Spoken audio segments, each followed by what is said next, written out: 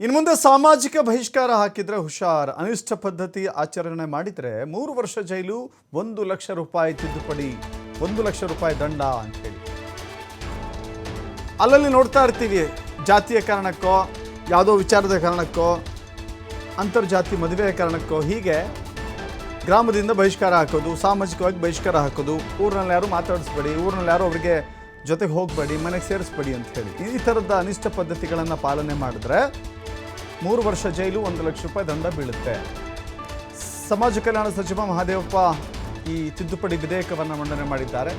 ಬಹಿಷ್ಕಾರದ ಚರ್ಚೆಯಲ್ಲಿ ನೀವು ಪಾಲ್ಗೊಂಡ್ರೂ ಶಿಕ್ಷೆ ಅಂತ ಹೇಳಿದ್ದಾರೆ. ಇದರ ಬಗ್ಗೆ ಜಿಲ್ಲಾಧಿಕಾರಿಗಳಿಗೆ ಸಂಪೂರ್ಣ ಜವಾಬ್ದಾರಿ ಇರುತ್ತೆ. ಯಾರಾದರೂ ಬಹಿಷ್ಕಾರ ಹಾಕಿದರೆ ದೂರು ಕೊಡಬಹುದು ಅಂತ ಹೇಳಿ. ಹಾಗಾದರೆ ವಿಧೇಯಕದಲ್ಲಿ ಏನೇನಿದೆ ಅನ್ನೋದನ್ನು ಕ್ವಿಕ್ಕಾಗಿ ನೋಡ್ತಾ ಹೋಗೋಣ. ಒಬ್ಬ ವ್ಯಕ್ತಿ ಅಥವಾ ಕುಟುಂಬವನ್ನು ಬಹಿಷ್ಕಾರ ಹಾಕಿದ್ರೆ ಅದು ಶಿಕ್ಷಾರ್ಹ ಅಪರಾಧ.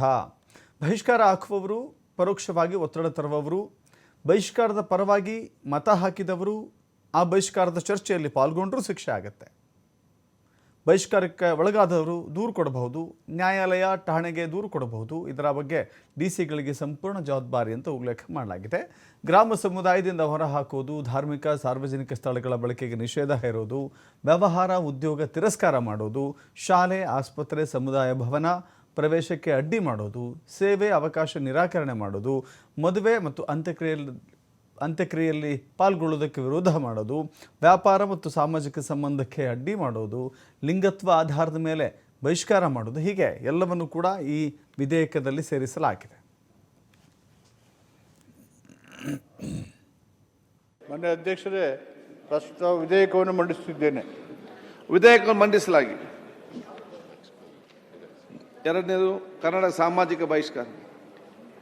ಮಾನ್ಯ ಅಧ್ಯಕ್ಷರೇ, 2025ನೇ ಸಾಲಿನ ಕರ್ನಾಟಕ ಸಾಮಾಜಿಕ ಬಹಿಷ್ಕಾರ ಪ್ರತಿಬಂಧ, ನಿಷೇಧ ಮತ್ತು ಪರಿಹಾರ ವಿಧೇಯಕವನ್ನು ಮಂಡಿಸಲು ಅನುಮತಿ ಕೋರುತ್ತೇನೆ. ಪ್ರಸ್ತಾವವನ್ನು ಮಂಡಿಸಲಾಯಿತು. ಈಗ ಪ್ರಸ್ತಾವವನ್ನು ಸಭೆ ಮತಕ್ಕೆ ಹಾಕುತ್ತೇನೆ. ಪ್ರಸ್ತಾವ ಹೀಗಿದೆ: 2025ನೇ ಸಾಲಿನ ಕರ್ನಾಟಕ ಸಾಮಾಜಿಕ ಬಹಿಷ್ಕಾರ ಪ್ರತಿಬಂಧ, ನಿಷೇಧ ಮತ್ತು ಪರಿಹಾರ ವಿಧೇಯಕವನ್ನು ಮಂಡಿಸಲು ಸಭೆ ಅನುಮತಿ ನೀಡಬೇಕು. ಪ್ರಸ್ತಾವದ ಪರವಾಗಿರುವ ಹೌದು ಎಂದು ಸೂಚಿಸಬೇಕು. ಪ್ರಸ್ತಾವದ ವಿರೋಧವಾಗಿರುವವರು ಇಲ್ಲ ಎಂದು ಸೂಚಿಸಬೇಕು. ಪ್ರಸ್ತಾವವು ಹೌದನ ಪರವಾಗಿದೆ ಎಂದು ಭಾವಿಸುತ್ತೇನೆ. ಪ್ರಸ್ತಾವವು ಹೌದನ ಪರವಾಗಿದೆ. ಪ್ರಸ್ತಾವ ಅಂಗೀಕೃತವಾಗಿದೆ. ಮಾನ್ಯ ಅಧ್ಯಕ್ಷರೇ, ಪ್ರಸ್ತುತ ವಿಧೇಯಕವನ್ನು ಮಂಡಿಸುತ್ತಿದ್ದೇನೆ.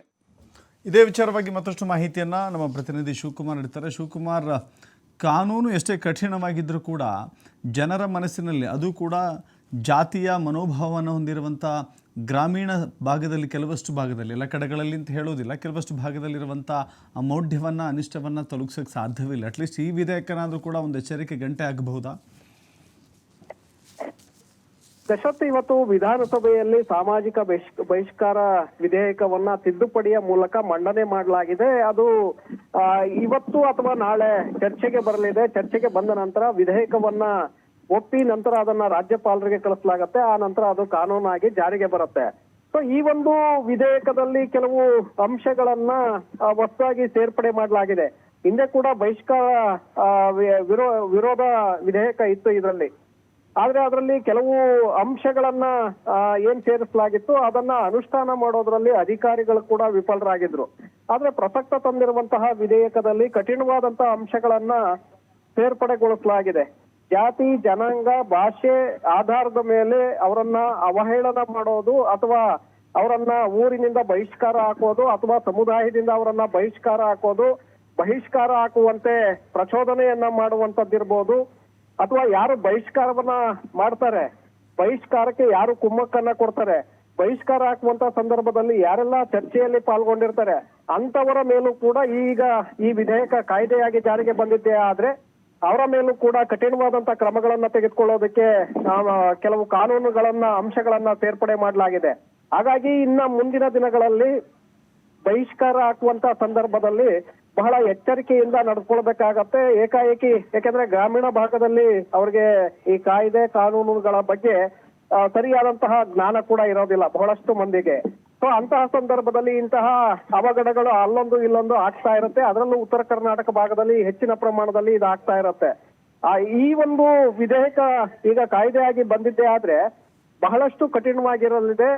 ಜೊತೆಗೆ ಶಿಕ್ಷೆಯ ಪ್ರಮಾಣ ಮತ್ತೆ ದಂಡದ ಪ್ರಮಾಣ ಕೂಡ ಇಲ್ಲಿ ಹೆಚ್ಚಿನ ಮಟ್ಟದಲ್ಲಿದೆ. ಇಲ್ಲಿ ಕೇವಲ ಬಹಿಷ್ಕಾರ ಹಾಕುವಂತಹ ಮುಖಂಡರುಗಳು ಯಾರು ಗ್ರಾಮ ಪಂಚ ಊರುಗಳಲ್ಲಿ ಮೊದಲಿಗೆ ಸರಪಂಚರು ಅಥವಾ ಪಂಚಾಯಿತಿ ಚೇರ್ಮನ್ಗಳು ಇವರು ನಿರ್ಧಾರವನ್ನ ತೆಗೆದುಕೊಳ್ತಾ ಇದ್ರು.